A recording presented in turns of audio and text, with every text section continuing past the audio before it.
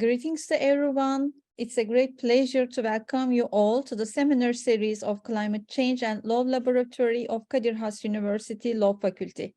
Today, we host a world-known expert, Professor Dr. Christina Voigt'u, and we are very honored and feel privileged for her participation into our seminar series for a second time. Professor Voigt'u, welcome to our seminar. Thank you so much, Professor Erbash. Thank you so much for inviting me and for re-inviting me after last year's lecture. It's a great privilege, it's a great honor being here, and I'm very much looking forward both to talking about the topic of today, but also to the discussions that may follow. Thank you. Thank you so much. And if you allow me, I would like to shortly introduce you to our audience. Dr. Christina Voigt'u is a professor of law at the University of Oslo, Norway. She is an internationally renowned expert in international environmental law and teaches, speaks, and publishes widely on legal issues of climate change, environmental multilateralism, and sustainability. From 2009 to 2018, she worked as principal legal advisor for the government of Norway in the UN climate negotiations and negotiated the Paris Agreement and its rulebook. Professor Voigt'u is chair of the IUCN World Commission on Environmental Law and co-chair of the Paris Agreement Implementation and Compliance Committee. Professor Voigt'u, thank you very much for being with us again. And now I leave the floor to you for your speech on a debrief from COP27 and an outlook towards COP28. Thank you so much. However, before I start, I would like to recognize the presence of Dean Basal, and I just wanted to thank her as well and her wisdom and openness for this climate law lab and their interest in climate law. I think that's very important for any law professor, for any law school, but in particular for Dean. So thank you so much for being here as well today with us. I will share my screen to have some visual aids here in my talk, and as you just said, I will talk about, to make this a little smaller here, I will talk about where we currently are in climate negotiations. Really, I titled my talk from COP27, which happened last year in November in Sharm el-Sheikh in Egypt. So from COP27 to COP28, which will take place in the same part of the world this year, in the United Arab Emirates, well, same part in a neighboring part of the world, in November this year. And I will briefly talk about, because I'm not sure if the audience is so familiar with what COPs are and why we have them and who is there. It can be very confusing at times. So I thought I explain a little bit of why or why not we have COPs and how they are conducted.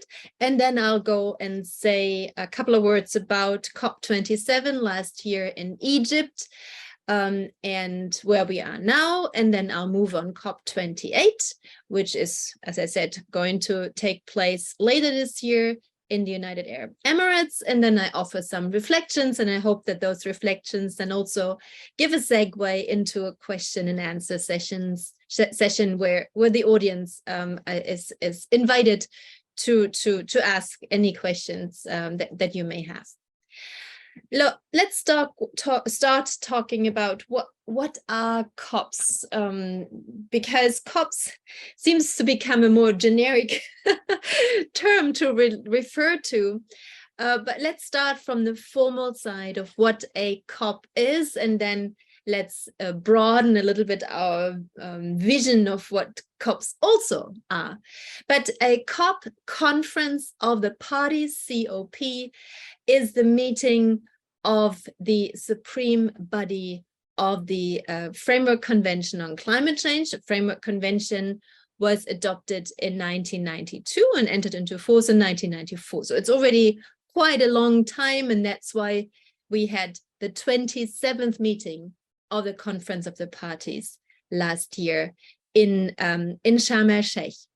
The function of the Conference of the Parties is, and that's defined explicitly in the Framework Convention itself.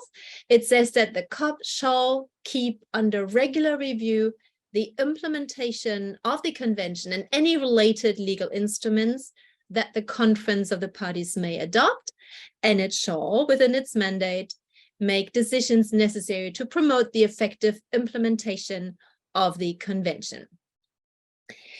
Now, the COP, therefore, is the meeting of all parties to the Framework Convention on Climate Change, where each single party is represented, not usually with one person, but with a delegation, which, and I'll show you in a moment, can go all the way from one single person delegation for very small island states to delegations that have 500 or 700 or even over 1,000 people sending to the COPs.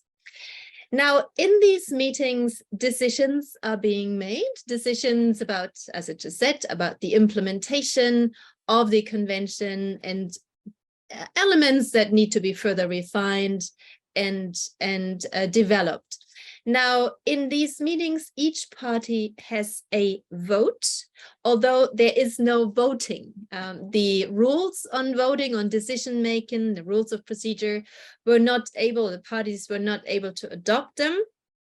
And therefore, these rules are always being applied provisionally, except for the rule on voting. So there is no possibility to decide on something by a majority-minority vote. So every decision has to be taken by consensus. And this is the reason why so much time goes into these negotiations, because it takes a long time. We have currently 196 parties. So it takes a long time until basically everyone agrees on a particular issue. And we have the whole world there, and you can imagine many different interests: developed countries, developing countries, small island developing states, big economies, very vulnerable countries. They all meet together, and of course that is a very difficult sometimes, but very important place to exchange and to agree. Now, the Conference of the Parties, the COP, takes place every year, and we had one every year except for 1 year during the pandemic. In 2020, there was no COP because the world was basically closed down. So it's every year, and the COP meets for 2 weeks usually. And there's a certain key for rotation. So 1 year it's an African country, and then the next year an Asian, then it goes to East Europe, and then to Oceania, and then to South America, and so forth. So it travels around the globe so that each region has the possibility to host the COP. The country that hosts COP is usually referred to as the presidency. So last year, Egypt was the presidency, and you have usually one high-ranking official from the host country who is the president of the Conference of the Parties and chairs the big plenary meeting that you see here in this picture that I included. This is a picture, obviously, from last year in Egypt. The decisions that are being taken have the same number as the number of the COP. So the decision would be 1, CP27, 2, CP27, and so forth. Last year from Egypt, and then this year from the United Arab Emirates, the decisions will all have a 28 in the end. So you see this here on my slide, just a brief information so that you're able to navigate this universe or maze of what a COP is. Now, I said all this because this is the really formal understanding of a COP. But the COP has become so much more than just the formal meeting of the parties to the Framework Convention on Climate Change. First of all, we don't just have the Framework Convention on Climate Change, we also have the Paris Agreement, of course, and we still have the Kyoto Protocol. And these are independent international treaties which have their own governing body, their own supreme body to take. So for the Paris Agreement, we have what is called the CMA. It's not the COP, it's not the COP, but the CMA, which stands for the Conference of the Parties, serving as the meeting of the parties to the Paris Agreement. And for the Kyoto Protocol, which is becoming less and less relevant, but there's still a meeting of its governing body every year. That's the CMP, that stands for Conference of the Parties, serving as the meetings of the parties to the Kyoto Protocol. So usually always these three bodies meet in conjunction. So in Egypt, we had COP27, CMA4, because it was the fourth meeting of the governing body to the Paris Agreement, and CMP 17. But because that would be quite a long list of numbers and letters, you usually just refer to COP27. But my point here is that COP27 is actually just a kind of an umbrella reference term where other meetings are also included. For example, the fourth meeting of the CMA for the Paris Agreement and the 17th meeting that took place for the Kyoto Protocol's parties.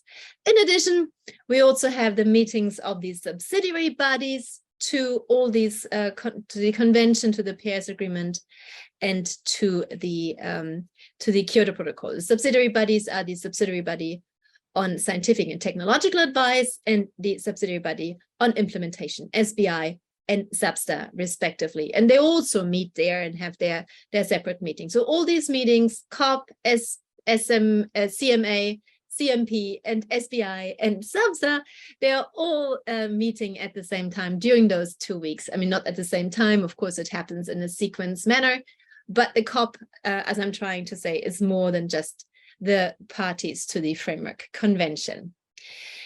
Now, this is the formal, the official understanding of a COP, of a Conference of the Parties.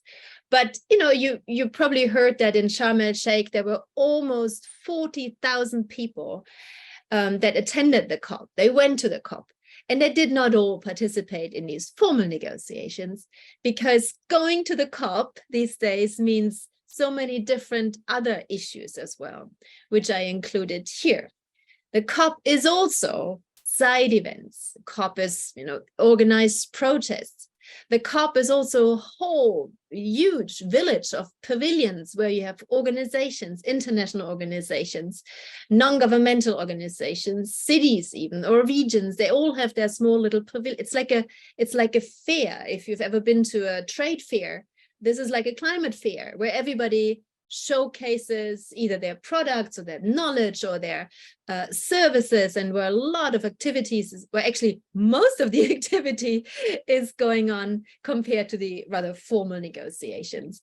And then you also have another level where you also have meetings of heads of state. I think in Sharm el-Sheikh were about 100 heads of state and government that came to the COP. They meet, they have their own meetings, their own agenda, and that's also not necessarily linked to the formal negotiations. So in addition to the formal negotiations, there's a lot that goes on outside the formal negotiation rooms. And this is, in particular, these side events attract, you know, 10,000s of people. I'll show you in a slide in a moment. In last year in Sharm el-Sheikh, there were about, I think about 10,000 formal negotiators and about almost 30,000 observers that went to side events and other things. So that's quite a large majority compared to the purely formal negotiations. Now the question is, yeah, that's the slide I wanted to show you. For interesting reasons, and it might be interesting to explore maybe with the audience why this is the case or was the case.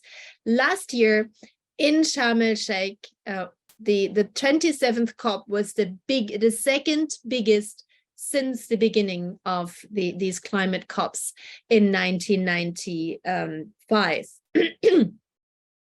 It attracted, as I showed you, over 33,000 participants. And I'll show you in the next slide who they were. And it's quite interesting to compare to the biggest COP ever, which actually was the COP the year before in Glasgow, with almost 40,000 people. And that was a COP during the pandemic. Nobody expected really that it would become that big. And then on the third place, we have Paris in 2015, COP21, which was big, and we have Copenhagen in 2009. And the reason why I show that is to talk maybe in the question and answers a little bit with you about the need for these kind of mega COPs. Do we really need mega COPs with over 30,000 people? Is that something that brings the climate agenda forward, or is it just a big happening?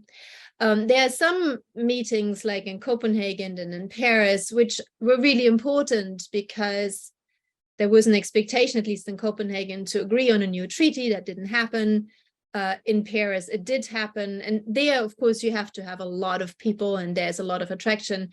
But in the later years, you see Madrid, Glasgow, Sharm el-Sheikh, these COPs were not supposed to, adopt any new treaty or agreement, but still attract an enormous amount of participants. And you may know that next year, I think it's not quite decided where COP29 will be, somewhere in Eastern Europe, but COP30 in 2025 will most likely be in Brazil. And I just came back from Brasilia, where I heard numbers being thrown around about maybe 70 to 80,000 people that the Brazilian hosts are hopefully going to gather in Brazil, in Belém, in 2030, which is 2025, which is of course an enormous number, which puts everything else in a shadow. So who is there? And who sends there? One interesting thing is that there is a gender imbalance when it comes to the participants.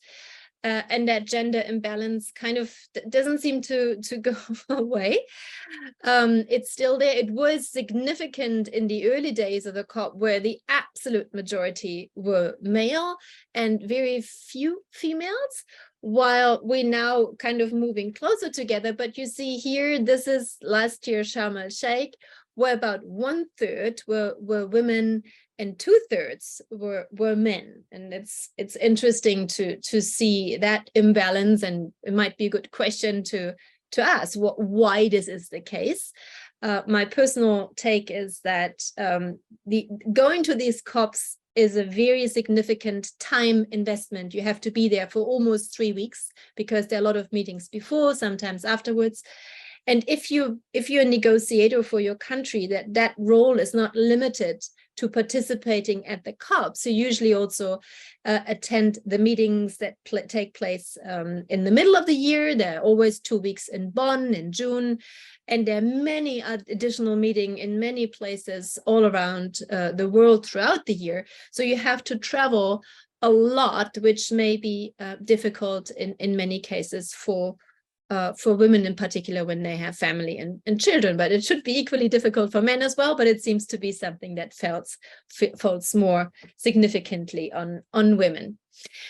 And then you see the size of the delegation. I've just came across these these numbers. These are numbers from last year, from COP27, and you see that the host of this year, the United Arab Emirates, UAE, came with far over 1,000 participants. These are official members of the official delegation. There may be many more that came as observers, but the official delegation was over 1,000 individuals. Also Brazil, Republic of the Congo, Kenya, and many African countries come with quite significant delegations of several hundred participants. And then this goes all the way down. I only wanted to show you the biggest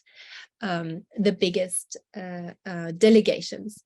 And finally, who is in these delegations and where do they come from? It's usually a mix of different ministries. Some countries have primarily the Ministry of Foreign Affairs involved, for example, Brazil or the United Arab Emirates, while other countries, for example, Norway, the responsibility for the climate negotiations lies with the Ministry of the Environment, or the Ministry of Climate and the Environment, as it's called here in Norway. So you have kind of more specialist people from the Environment Ministry, but it's quite a mix of different peoples, where you have diplomats and generalists, and then you have advisors or civil servants from specific ministries, sometimes also forest ministry or finance, land use, which meet in these negotiations. Okay, there's an interesting paper by Professor Dan Bonansky from Arizona in the United States, which he just published a couple of months ago. It's a blog paper at EGIL Talk, and it's a link to it. So I'm happy to share the presentation with anyone who's interested. So the link gets to his presentation, and he explains very well why we obviously now have, no COP anymore is a mini COP or a tiny COP. They're all very important, and almost every COP is expected to be a mega COP, because climate change is such a significant challenge to every one of us, and the resolves, the responses, the solutions are compact, and they have to bring together so many different stakeholders, different actors, different parts of societies, actually all parts of societies, indigenous peoples, the research community, and so forth, that it necessarily becomes bigger and bigger. I hope it doesn't become bigger and bigger every year, but it invites for a very large audience and constituency. So I recommend that paper if you're more interested in why, in particular, the climate negotiations are so big, because it's also an issue of global justice, and I'll come back to the issue of loss and damage and funding for it, where in a way the fact that there's a part of the world that is responsible for most of the greenhouse gas emissions,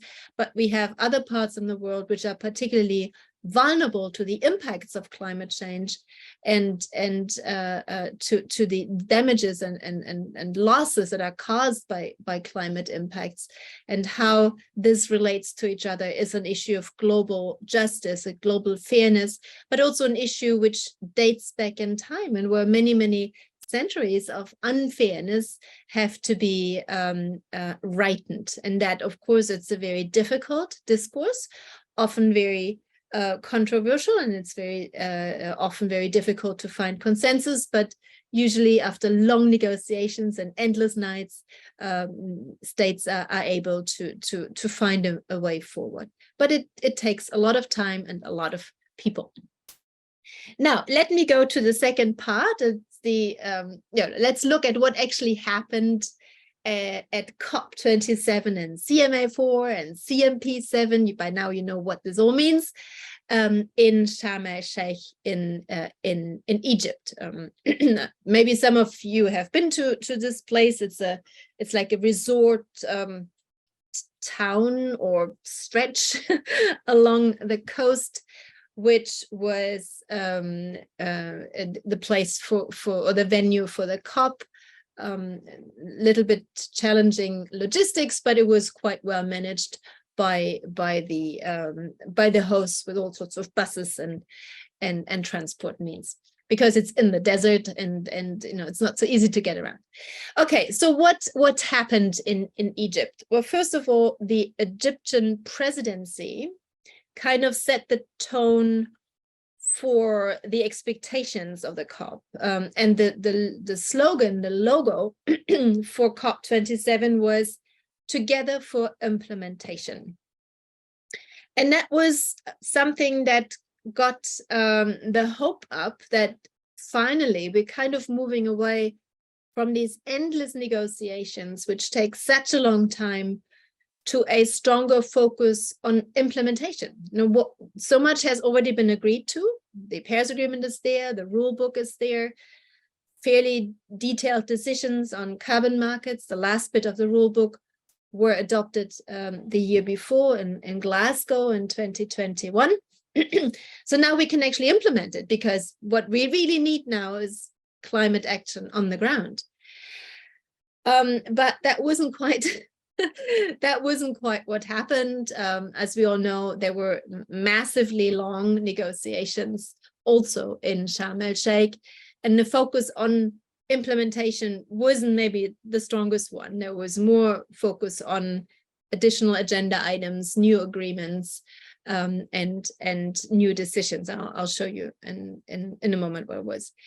But it was, in a way, also something that the presidency in Egypt was clear about, because before the COP, they shared their own expectations of what they want that COP would deliver on. And that was on an ambitious and comprehensive mitigation work program. That work program was already established in Glasgow, but it wasn't clear what it was supposed to do. So that was very important in Sharm el-Sheikh to come to some agreement on detail of what that mitigation work program is supposed to be like. The presidency also expected meaningful progress on a global goal for adaptation, on addressing loss and damage through funding solutions, as well as progress towards new collective quantified finance goal. So, and I'll come back to these elements in my next slide, what actually happened with regard to these elements. But I think it's fair to say that it was not an implementation COP. I hope I don't disappoint anyone, but it was, as always, a negotiation COP, which also was influenced or marked by a number of geopolitical challenges, the usually fairly good relationship, definitely in Paris, between the United States and China didn't seem to be as good anymore. If you know a little bit about the negotiation of the Paris Agreement, you know perhaps that it was largely carried through because the United States and China had a very good and cooperative bilateral relationship, and that kind of influenced and informed the whole multilateral negotiations of what then became the Paris Agreement. This isn't quite there anymore for various reasons, and that affects also a little bit the tone and the outcome of negotiations nowadays. Of course, we have Ukraine and the war that Russia launched on Ukraine. That, of course, the geopolitical backdrop does play into the negotiations, not to a very large extent, but it was present as something that negotiators were reminded of time and time again. A third element, which was really instrumental, was not a geopolitical one, but maybe a geographical or meteorological or climate event, and that were the floods last year in Pakistan, which, as you know, perhaps put underwater almost 2/3 of the entire country.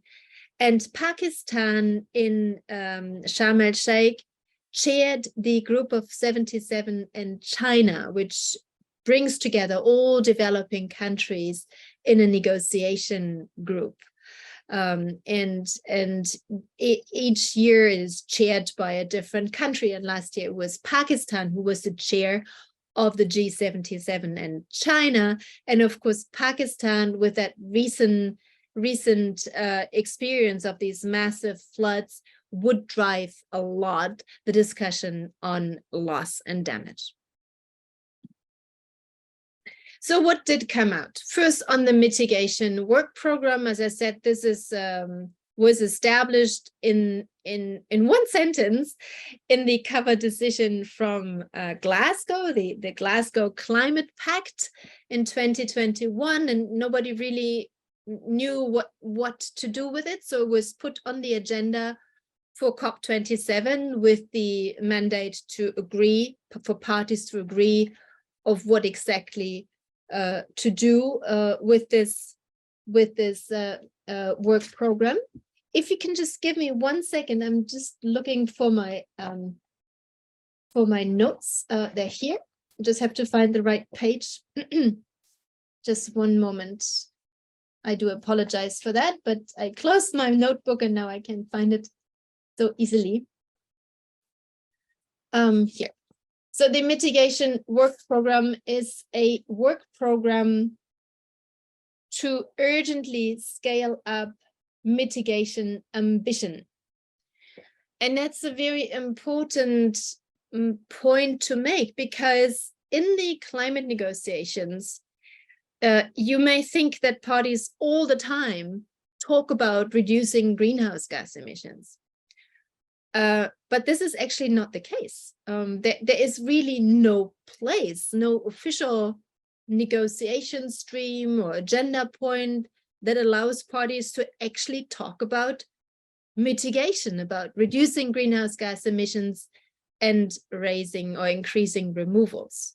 So having now a mitigation work program is basically, for the first time ever, or the first time in a long time, it wasn't part of the Paris Agreement negotiations either, is a very important place for parties to get together to discuss mitigation action. So it was an important negotiation that happened in Sharm el-Sheikh about what should this mitigation work program do.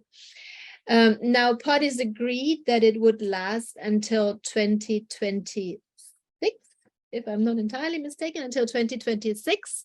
So it will last for a couple of years and it can be extended if there's a decision.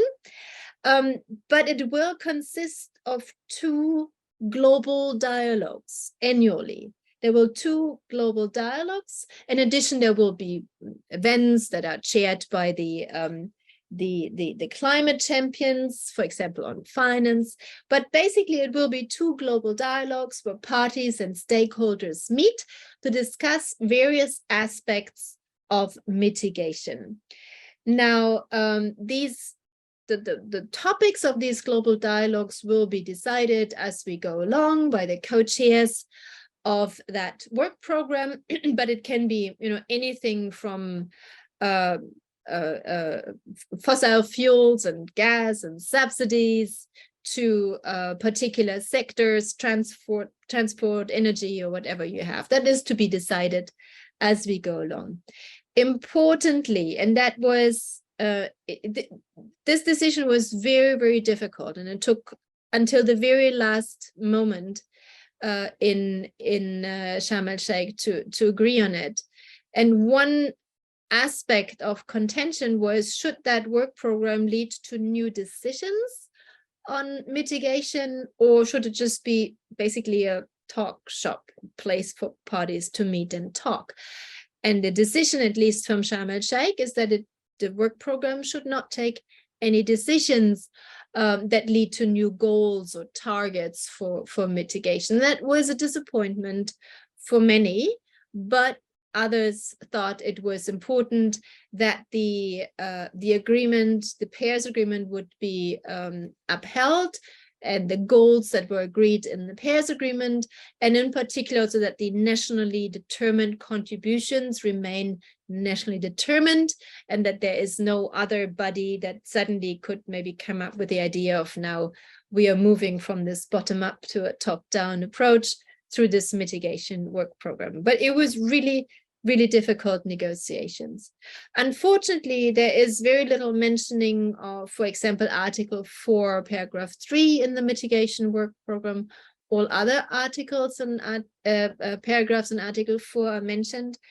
But maybe if you know the Paris Agreement well, then you perhaps know that Article 4, Paragraph 3 talks about that the nationally determined contributions for each party shall progress each time party puts forward an NDC, and shall reflect each party's highest possible ambition, which are actually ambition elements in the Paris Agreement, but the mitigation work program left them outside. In any case, it was a hard and a much negotiated decision, but it is the only place currently, basically to keep 1.5 alive, or keep it well below, holding temperature increases under 2 degrees centigrade through the discussions, hopefully in this work program. The second outcome, which is worth mentioning, as I mentioned, there is this item on a global goal for adaptation, which is primarily promoted by the African group of negotiators, who basically say that, well, we have a global goal on mitigation and global temperature goal. We're talking about finance, but adaptation, which is very important in the African context, because that's where a lot of climate vulnerability exists, and where the impacts of climate change are very drastic. So adaptation is a very important element, but again, there is no global goal. So the African group is very strongly promoting a global goal adaptation. There were quite significant discussions, but it's something that is under development. It wasn't expected to take a decision on that in Sharm el-Sheikh. It will continue throughout years. Something that was also very controversial, and where a lot of focus was put on it, are the negotiations for a new collective quantified finance goal, the NCQG, which is a bit of a weird acronym. Why is that important? You perhaps know that parties in the context of the Paris Agreement, developed country parties in the context of the Paris Agreement, agreed to mobilize $100 billion per year annually for developing countries' mitigation adaptation support. Now, this is not in the Paris Agreement itself. It was decided in the decision that adopted the Paris Agreement, decision 1 CP 2021. But that $100 billion goal annually, mobilized finance, has not yet been met. Developed countries are mobilizing quite significant amounts of finance, somewhere between 80, 90 billion per year, but it's not the 100 billion yet. And that is, of course, something that developing countries are very disappointed by, and developed countries always note with deep regret. But the fact is, those $100 billion are not yet mobilized year after year, not even in any particular year. Now, while this discussion is going on, and it's a contentious issue, what is also happening are the negotiations of a new collective quantified goal, where we know that the $100 billion will be the floor, but we don't know yet what will be the ceiling.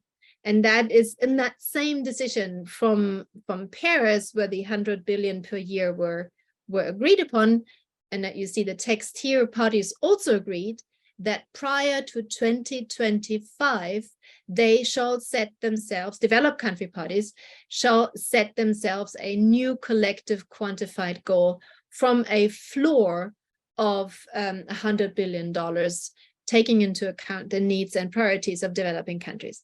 So this is a very interesting dynamics, where the old goal is there but not met, and at the same time, parties already negotiating that new goal, which is supposed to be adopted this year in Sharm el-Sheikh next year, prior to 2025.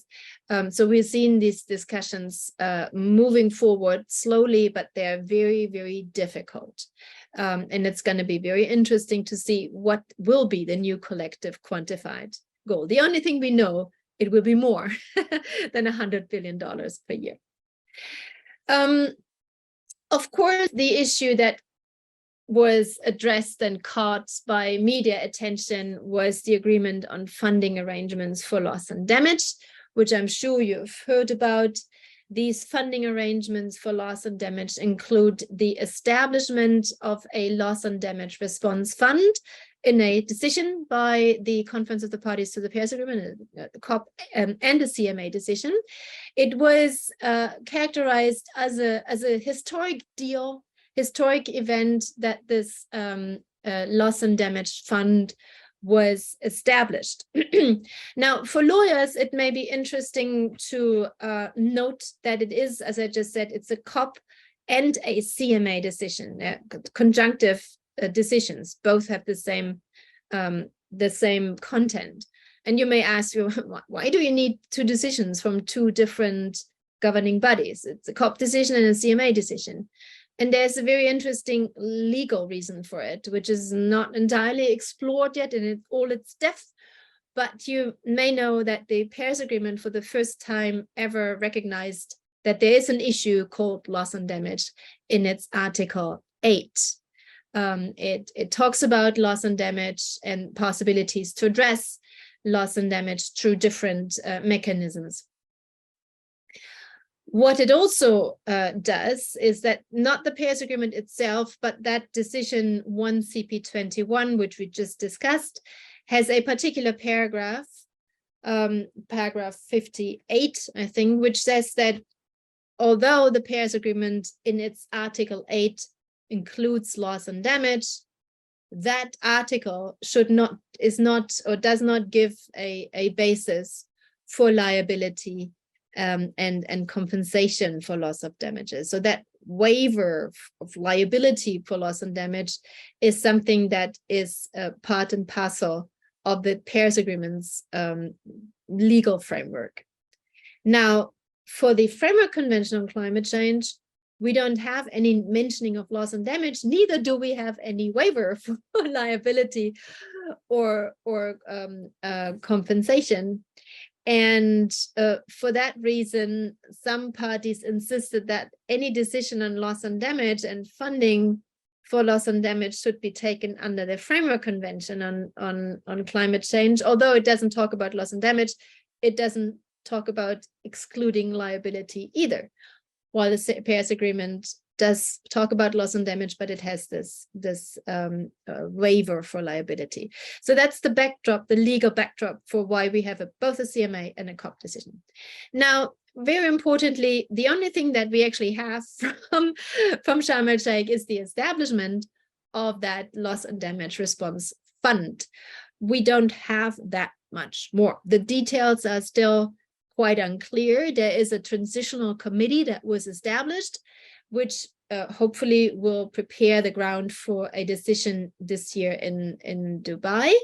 But the question of who exactly will pay into this fund, how much, for what kind of activities, and who can access these funds, for what and how, all these details are still unclear. They're not decided, and they have to be worked out by this transitional committee throughout this year, as I said, and hopefully agreed on in Dubai. But this is definitely going to be a place to watch in Dubai, because these discussions will not be easy and most likely will take a long time until states, hopefully parties, can agree in Dubai.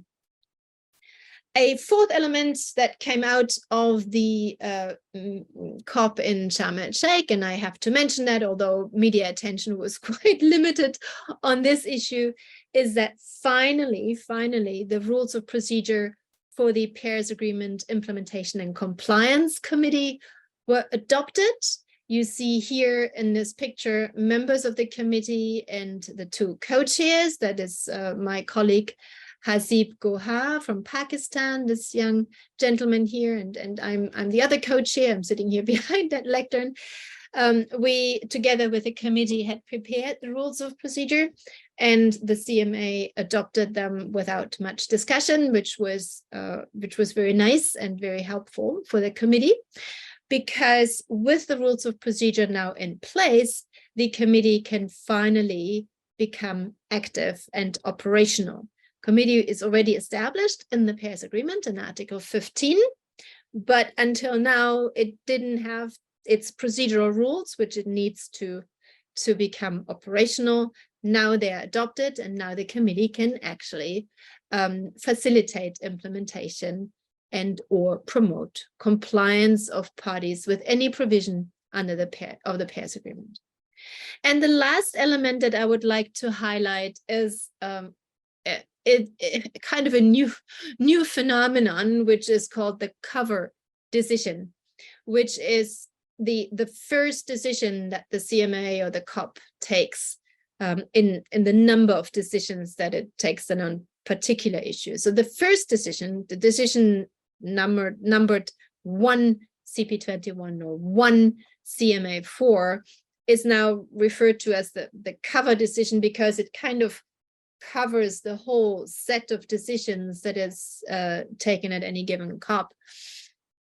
And it is now the place to address a number of kind of overarching issues, political issues of maybe a bit more controversial character.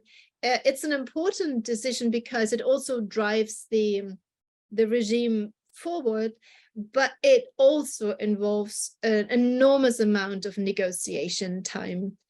To my knowledge, and I followed the negotiations for many, many years now, it's something fairly recent. It kind of started in Madrid in 2019, where the initial host was Chile, and Chile wanted to make the COP19 an oceans COP, so add another kind of focus to the climate negotiations, but then it didn't happen to take place in Chile. It moved to Madrid for various reasons, and there wasn't really any place to discuss oceans, so it kind of, they had to have that cover decisions to anchor the oceans discussion. But now every year we have this cover decision, which becomes bigger and bigger and bigger and more controversial as we go. And in Glasgow, the Glasgow Climate Pact is exactly that cover decision or 2 cover decisions from Glasgow, and now we have a cover decision from or 2 cover decisions from Sharm el-Sheikh as well, which is called the plan of implementation.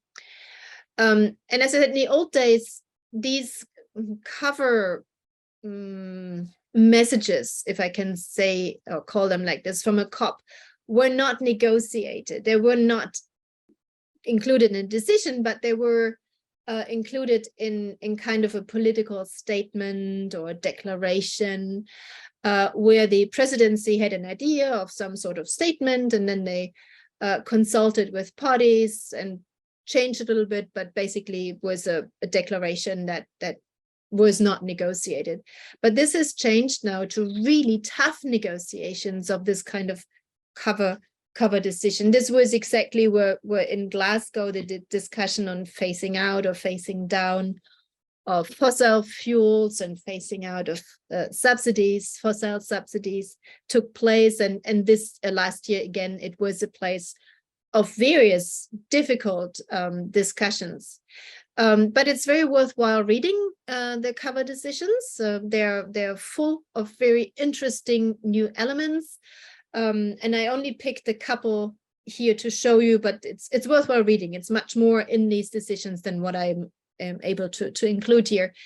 The first one is that that element of just transition is kind of everywhere now. And just transition initially in the context of the Paris Agreement was kind of the just transition of the workforce. If we transform to a carbon neutral or carbon negative world, it means that we have transformed all sorts of sectors, but there are social constraints. There are people that work in this field, and they have to move while the sector transforms from maybe one job to another. So we have to make sure that the transition to a carbon neutral world is just and workers' rights are protected and recognized.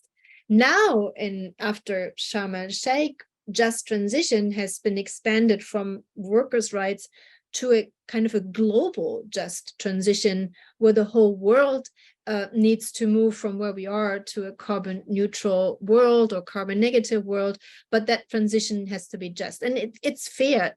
It's of course interesting to say that, but this concept of just transition has received or has undergone quite an extension and escalation in a way from a very limited concept to something that now applies in particular to to developing states, to small island, at least developing countries, of how to include them in a transformation and transition of the global economy so that it's just.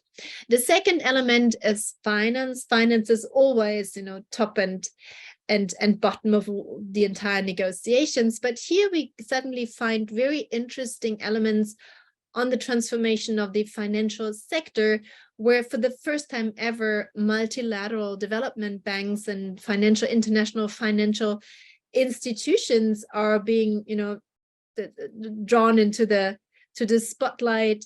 There is a call to shareholders, as you see here in paragraph 61, to reform multilateral development banks and their practices and priorities, and encourage the banks to define a new vision and commensurate operational model with adequate to address the global climate emergency, including the deployment of a full suite of instruments, from grants to guarantees and so forth, as you see here, with a view to substantially increase climate finance. So this is in a way an invitation to lawyers and to economists, and maybe to lawyers and economists, to work this out together of what kind of instruments do we have, how can they be deployed, how can they increase climate finance. I think this is really an exciting moment to look through the governance mechanism for the financial sector, including multilateral development banks and financial institutions, but not only. Also the inclusion of private capital, as you see in the next paragraph, very, very interesting outcomes that are new, that we haven't had yet ever in any decision by the COP. What else? I already mentioned the first two.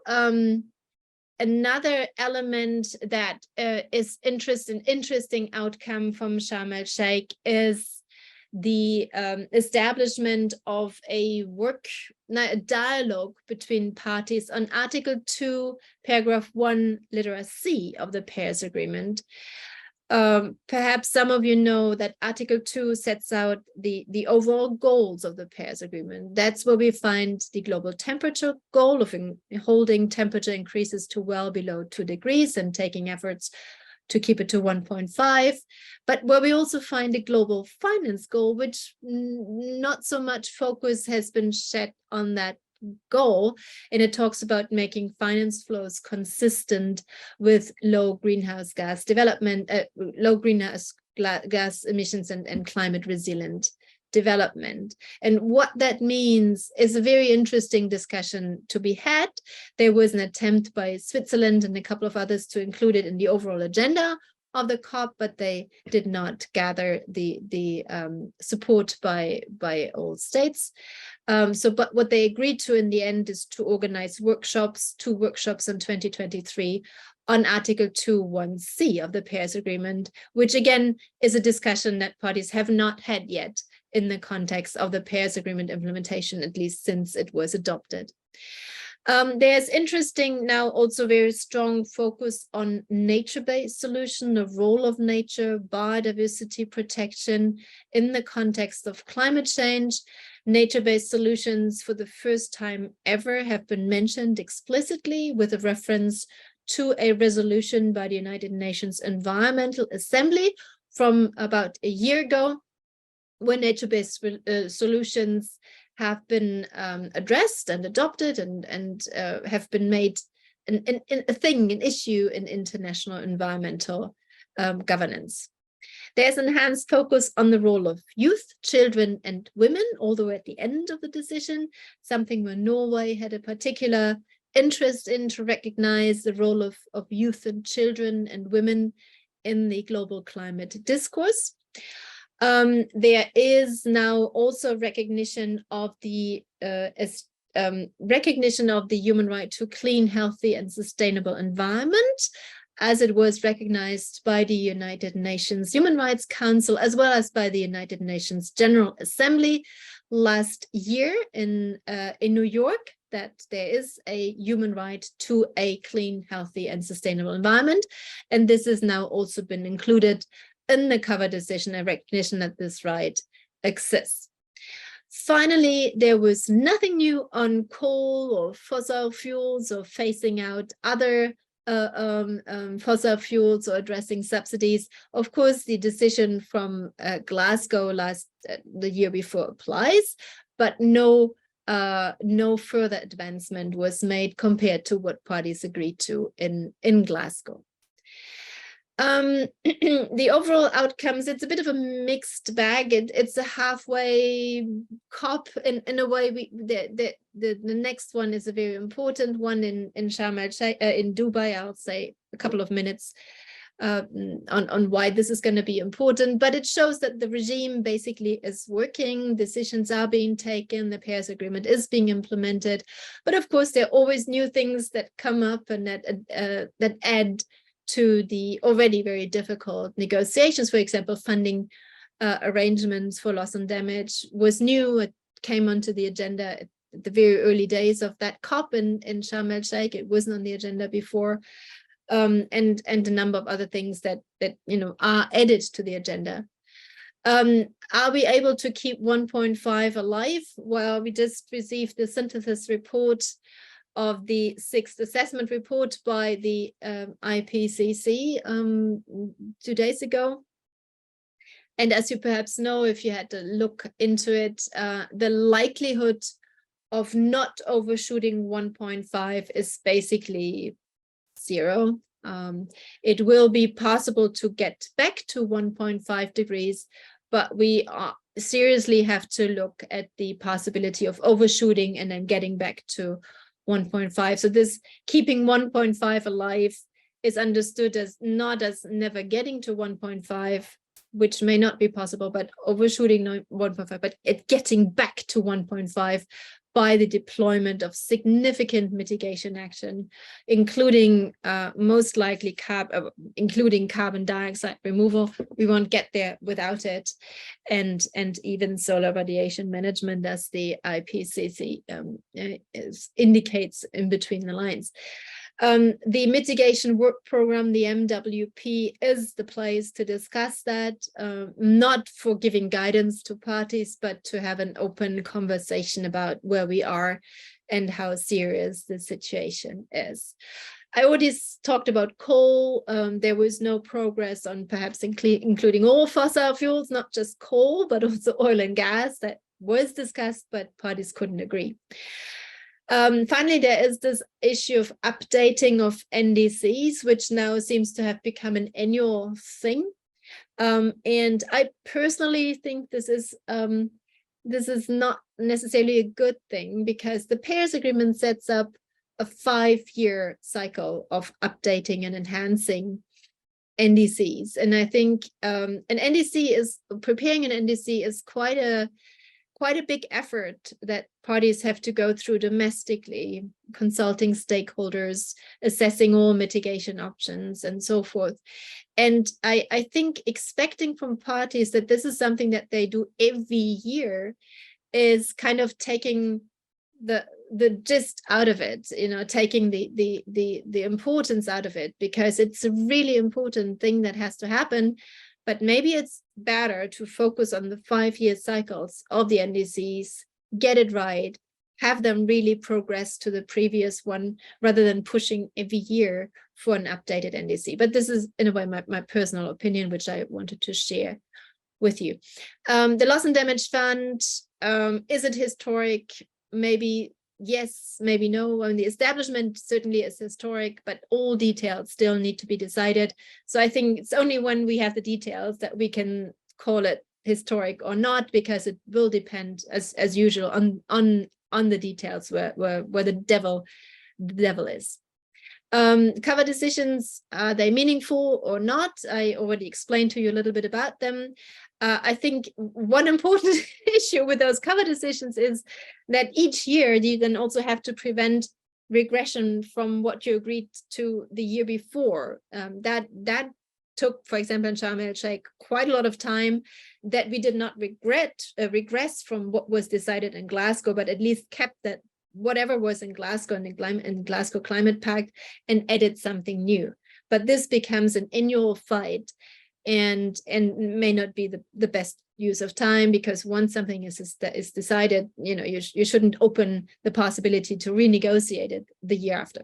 But again, it's my personal reflection, and people may have different views on it. So let me wrap up with where we are towards COP28, November this year, starting on the 30th of November, again, going for two weeks. In between, we have the meetings of the subsidiary bodies in Bonn that will take place in June. The transitional committee for that mitigation work program is meeting. All the constituted bodies have meetings throughout the years in preparation towards the COP at the end of the year. The Paris Agreement Implementation and Compliance Committee, PIKE, as we call ourselves, we will have a meeting in 2-3 weeks' time, looking at what can we do with these newly established rules of procedure from Sharm el-Sheikh, but all moving towards COP28. Now, wrapping up with what to expect of COP28 in Dubai, in my view, and I hope many others of you, the most important thing is the global stocktake.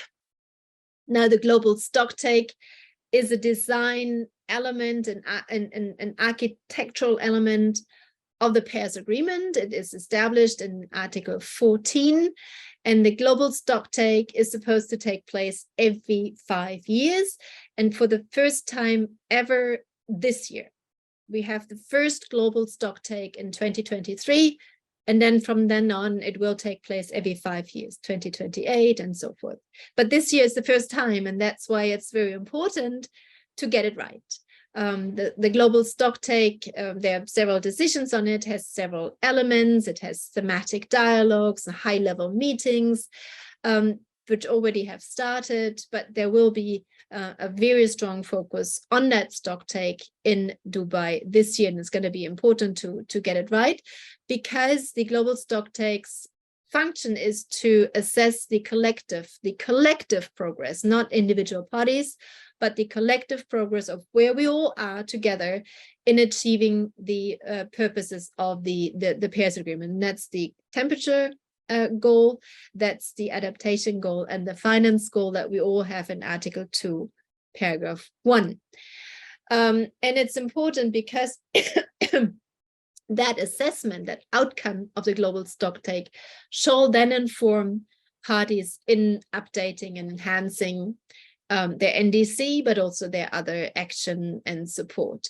So whatever that global stocktake results with, this is meant to inform the next round of NDCs, which are due in 2025. So it's an important design element in getting parties to ratchet up their ambition, to get them from where they are to where they need to be in order to agree, in order to meet the goals of the Paris Agreement. And we all know that parties are not there yet.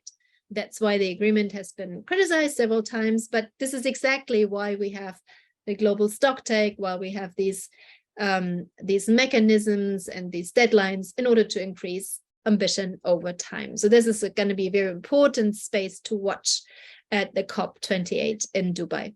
But also the negotiations on the new collective quantified goal on finance, which I said is supposed to be adopted in 2024, next year.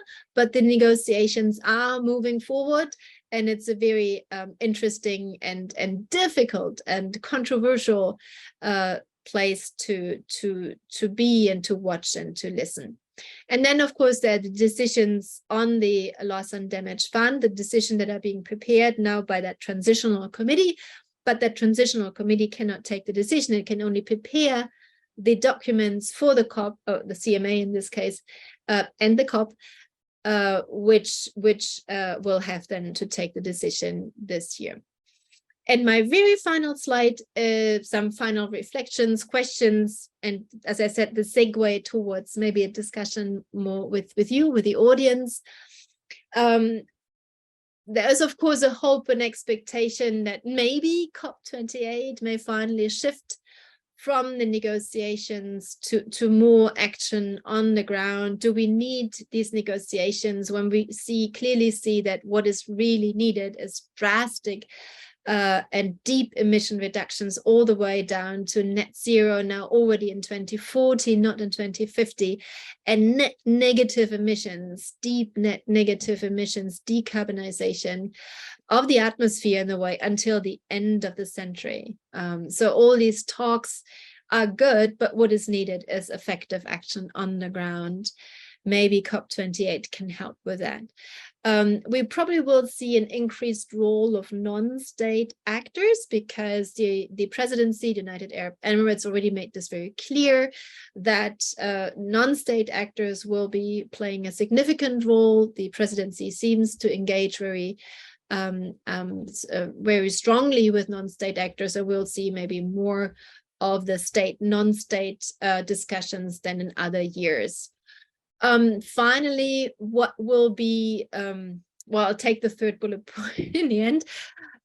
Of course, as I just said, the synthesis report of the sixth assessment report by the IPCC was just launched earlier this week, which is quite dire reading. And the question is, how will that impact the negotiations? Of course, it doesn't bring forward any new data compared to the to AR6, but of course, having that synthesized, still a long document, but having that synthesized has a very strong message, and hopefully that will impact also in the negotiations because it enhances the urgency of that matter. Finally, the last 2 points, as you perhaps know, there is currently a vote pending in the United Nations General Assembly on a request for an advisory opinion by the International Court of Justice on the question of what are states' obligations to basically address climate change for the benefit of present and future generations, and what are the consequences if states do not act on these obligations. The vote is scheduled for the 29th of March, next week, and it will most likely go in favor of that request being put forward to the ICJ. And it's going to be a very interesting discussion of what is the dynamic relationship, is there any dynamism between having the highest court looking at questions of what states need to do in order to address climate change, and the negotiations that are ongoing year after year in the context of the United Nations climate regime. But this may be a broader question and something that deserves a talk on its own. And finally, US-China, US-Russia, the difficult geopolitical setting that we seem to be entering into from that phase of relative geopolitical stability to something that is much more much less predictable, also impacts on the negotiations. And maybe in that geopolitical setting, it is good to have a country like the United Arab Emirates hosting it, because it is kind of in the middle between these superpowers and may or may not have some of more mediation kind of competence, but we'll see. But there definitely is an effect on that global picture has on the outcomes of the negotiations. But I think I'll stop here. Maybe there's some food for thought and for questions in those final reflection points. And I thank you for your attention, and I'm happy to hear and hopefully answer any questions that there may be. Thank you. Professor Voigt, thank you so much for this absolutely fascinating lecture. Actually, we have learned a lot from your lecture about the functioning of the Conference of the Parties, about the topics, discussions, and outcomes. There were so many issues we learned. Thank you so much again. And I think we can now start questions and discussion session and take the questions of our audience. Many thanks again, Professor Voigt, for your presentation. I received 3 questions from the chat box, and I will read them for the participants. And if there are any other questions from the audience, you may write from the chat box again or raise your hand to pose it to yourself. The first question is from Murat Ceyhan, who is unfortunately not able to ask the question himself. And despite the waiver, it seems that the limits set by the Paris Agreement are being taken into account by some courts with regard to civil liabilities. Sorry, this question is from Kaan Can Yıldırım. I mixed the order, and I will start again. Sorry, despite the waiver, it seems that the limits set by the Paris Agreement are being taken into account by some courts with regard to civil liability cases, for example, Milio Defensi versus Shell case, perhaps not as a basis for unlawfulness or breach per se, but as an indication of the duty of care. Do you consider this as an acceptable approach or something to be avoided?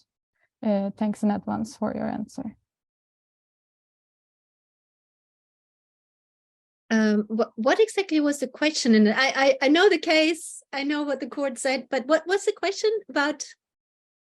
If you can just point me to what I'm supposed to answer, then I'll be happy to answer. But anyways, I can say a little bit about this case, and it's absolutely right that the Paris Agreement is being used by courts, not only, but also in civil liability cases as a kind of an interpretative means. In that particular case, Milio Defensi versus Royal Dutch Shell, the court of first instance in The Hague did something very interesting, because it said that the duty of care, basically, it's an unwritten duty of care to conduct itself basically in a socially acceptable manner. That duty of care needs to be interpreted, and needs to be interpreted in different contexts. And this particular context was, what is Royal Dutch Shell? What does this company and the whole, not just the headquarters in The Hague, but in its all worldwide activities, what does it have to do in order to comply with that duty of care in the context of climate change? And the court said very clearly that it needs to reduce its greenhouse gas emissions worldwide by, I think, 40% in 2030. And it used the Paris Agreement in other elements, human rights law, soft law, and science by the IPCC, but including, amongst other things, also the Paris Agreement, in order to give meaning and content to that duty of care, although the Paris Agreement, of course, obviously doesn't apply directly to Royal Dutch Shell, because it's an international treaty between states. So that's an interesting development, that we see judges, courts, using the Paris Agreement in domestic context, giving meaning to particular norms or concepts like the duty of care in that case. But we've seen other courts as well where the Paris Agreement has become applicable in domestic litigation, either directly, depending on the legal system in case, or through its implementing legislation, for example, the German climate Greenhouse Gas Emission Reduction Act, I think, or Climate Protection Act it's called, which was an implementing framework, implementing legislation for the Paris Agreement, and therefore the Paris Agreement could be used as an interpretative means in the context of how that particular act should be designed. That's a very fascinating development, where we see an international treaty being used in domestic courts. But we currently are at the threshold of another step in climate litigation, which has moved up to the international level. We have 9 cases pending at the European Court on Human Rights. The first two of them will be heard also next year on the 29th of March, which seems to be a very important date in international climate affairs.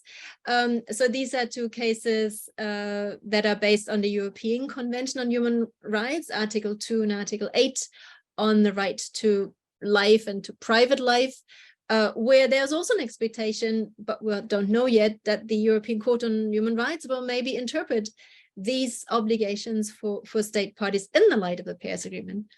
And then we have 3 requests, or 2.5 requests, for advisory opinions to international courts. We have 1 request to the International Tribunal on Law of the Sea in Hamburg, I just smile because Professor Evers is in Hamburg, on the question of, what are states' obligations under the law of the sea, the United Nations Convention on Law of Sea, to protect the marine environment against the impacts of climate change.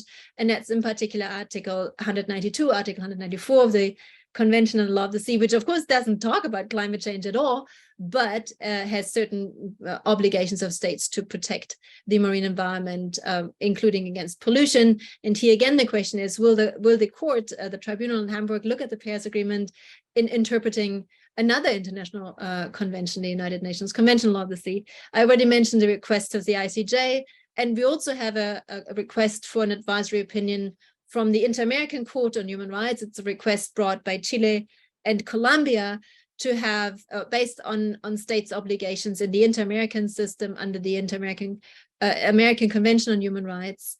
And here the court is asked to answer quite a number of questions on states' obligations to protect human rights of individuals and communities against the impacts of climate change.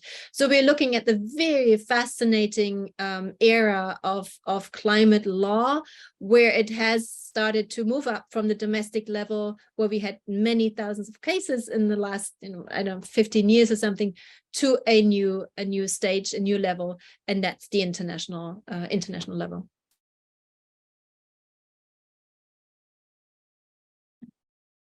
Thanks for the answer, Professor Voigt. Now I will continue with the second question from Murat Ceyhan.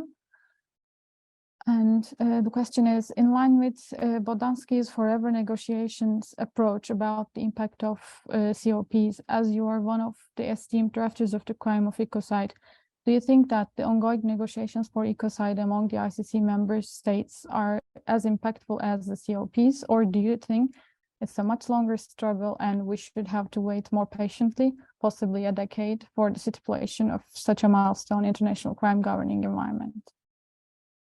That's an interesting question. Well, first of all, we have no international negotiations on ecocide yet. That hasn't been kicked off, that hasn't started at all. So the members to the Rome Statute, the parties to the Rome Statute on the International Court of the International Criminal Court in The Hague have no negotiation mandate yet to include ecocide. The question, I guess, refers to the proposal by the International Expert Panel on the definition of ecocide, but that's an independent expert panel. We were 12 international lawyers. I had the privilege to join that panel, who came up with a suggestion, a proposal of how ecocide could be defined, which wasn't very interesting, a very important piece of work, but it's not in any case connected to any negotiations internationally yet. What would need to happen is that only one member state to the Rome Statute would need to make a request or proposal to the United Nations Secretary General, and that's a formality that needs to happen. And then it would require the majority of member states to the Rome Statute to adopt, to agree on negotiations of an amendment to the Rome Statute to include a 5th crime of ecocide. And it can only be adopted by a qualified majority, by 2/3 of the members. And if that happens, then we have an amendment to the Rome Statute, but it then needs also the ratification by members, and it would only enter into force for those members that have ratified it. So we have not even taken that first step. So you can't really compare ecocide and the discussion around ecocide to the COP, to the Convention of the Parties, to the Framework Convention on Climate Change. That's a different level of discussions. But of course, there are interesting overlaps. For example, the Stop Ecocide Foundation has side events at the COPs where the members of the foundation talk about ecocide and if ecocide were adopted, its relevance in order to address climate change. I just gave yesterday a 1-hour lecture on this, but I can't talk for another hour here, but if there are any questions, I'm happy to answer them. But what we do see is that some states domestically have included ecocide in their national legislation and national acts, penal codes or criminal codes. And a couple of days ago, at the European level, there was an agreement to include environmental crimes similar to ecocide in the European Convention on Environmental Crimes. So that's an interesting development, but it's not at the level of the Rome Statute and the ICC, but we may get there or not, nobody knows yet, but the definition certainly has kicked in motion a global discussion and discourse on ecocide. Thanks for the answer, Professor Voigt. And the third question is from Yozarana Bonus, and the question is, what do you think about the involvement of COP27's president in fossil fuel industry? Is there a conflict of interest in your opinion? I attended the event a bit late. If it is mentioned in the beginning, I'm sorry. Okay, I don't really know if the COP27 president is involved with the Egyptian president in Sharm el Sheikh. If there was any involvement in the fossil industry, I don't know. I think maybe it refers to COP28 presidency, but I'm not sure if that was the question about COP28 or COP27. It's different countries, different people. Of course, you can have different opinions on that, but you can't address climate change without the fossil industry. They have to be, well, they have to be on not necessarily on the table, but part of the discussion. And maybe it is a good way forward to have a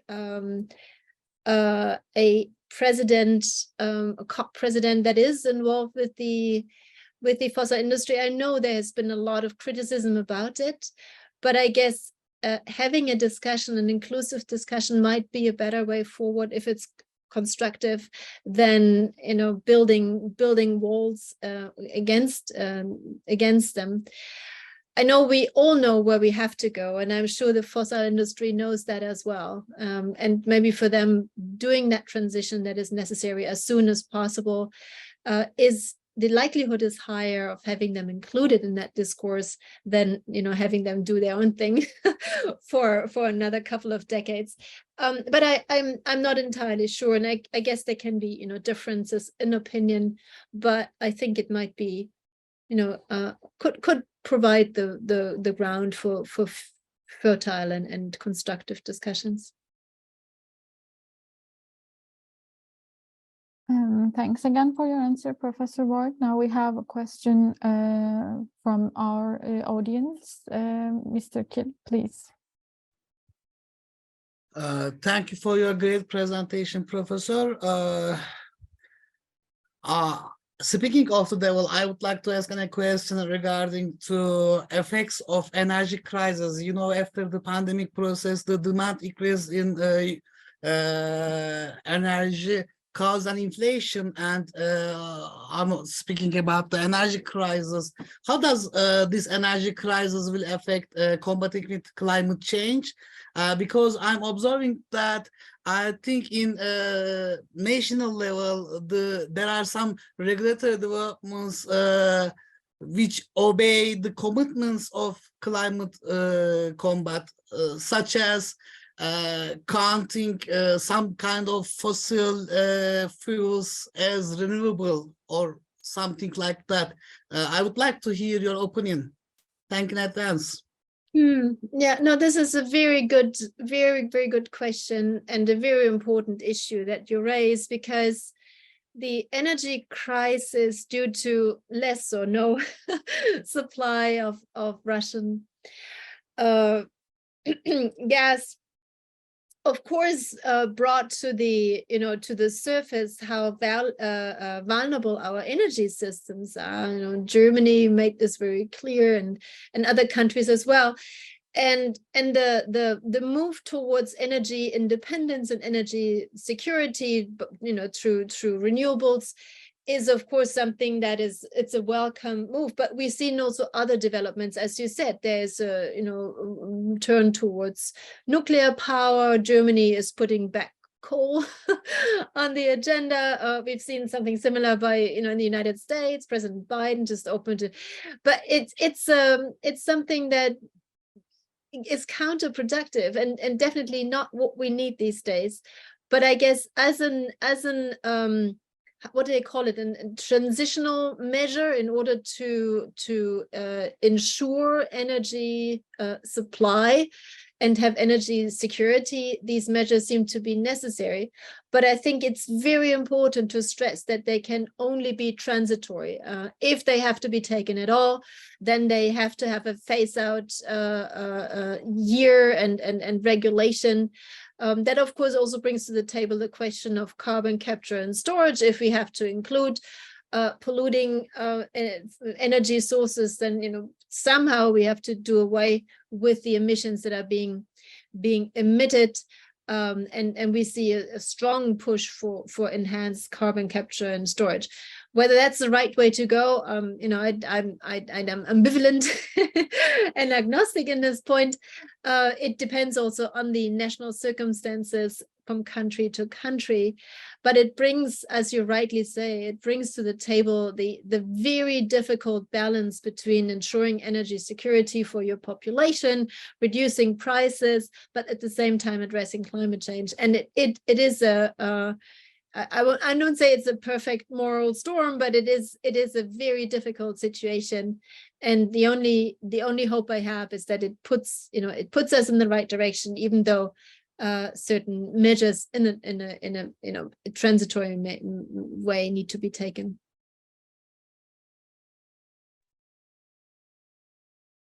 And I guess there is another question from Mr. Aslan. Thank you very much, Professor Voigt. Your presentation was very well organized and very informative. My question is about the funding agreements for loss and damage, including loss and damage response fund. I noted that the details of the response fund is still unclear, and this leads me to the fact that there is still not a subrogation mechanism which has been discussed about. So given that there is still not a globally accepted liability regime, do you think that coming up with an effective subrogation mechanism is possible? If not, do you think that this response fund would be proactive and effective in the lack of an efficient subrogation mechanism? Again, if not, why they are discussing a response fund in the lack of a globally accepted liability regime? Yeah, no, that's a good question. And I mean, we could talk about that fund alone for an hour, because the question is, what's the purpose of that fund? And it's very clear that's not a compensation fund, but it's a thin line between enhancing capacity to address loss and damages, but it's not adaptation, but it's beyond adaptation, but it's not compensation for damages that have occurred, but it's more like capacity building and in planning and land use and so forth. And that's, as I said, it's all still open of what extent this fund is supposed to finance, but it's very clear that it's not compensating for damages. But that message is often, it's not so spread by the media, who said, oh, now we have a loss and damage fund, but you have to look into the details of the decision, and of course the details of the decision from Dubai later this year to see. It talks about addressing and responding to loss and damage, and the word responding or addressing is exposed once something has happened, but it's more about means to, you know, rebuild a road or rebuild a dam or something like this. And responding is more of the ex ante, addressing loss and damages before they're actually happening. But in no case did parties agree to, you know, a liability and compensation mechanism, and that's important to highlight, I think. But the question still is in the room, is like, you know, these damages are bound to happen, and somebody should be responsible for that. And who is that somebody? And I think that answer will not come from the climate negotiations. They're way too political, and, you know, having 197 actors sitting around the table, you just don't get there. And I think this is perhaps the reason why is particular number of small island states have in a way pushed this question to the International Court of Justice. But the $100 billion question, or even more, is what is that court going to say, and what can it say in answering these questions in the request? If the court accepts that request, that's yet another challenge that we don't know yet. And this is where kind of the whole world is sitting at the edge of the legal chair. Is what is the International Court of Justice is going to say about the consequences if states do not comply with their obligations, because we have the international state and state responsibility articles, which are very clear that if you conduct an international legally wrongful act, that gives rise to state responsibility, including, amongst other things, also the responsibility to make compensatory efforts. And, you know, if depending on what the court says, this is a consequence, then we will have to see. But it's an advisory opinion, so it's not a contentious case. It's not between two states. That's very important. It's more of an authoritative statement. It's not legally binding either, about what are states' obligations in order to avoid or to protect current and future generations against the impact of climate change, and what are the consequences if those obligations are breached. Thank you very much. Thank you, Professor. Any other questions from the audience?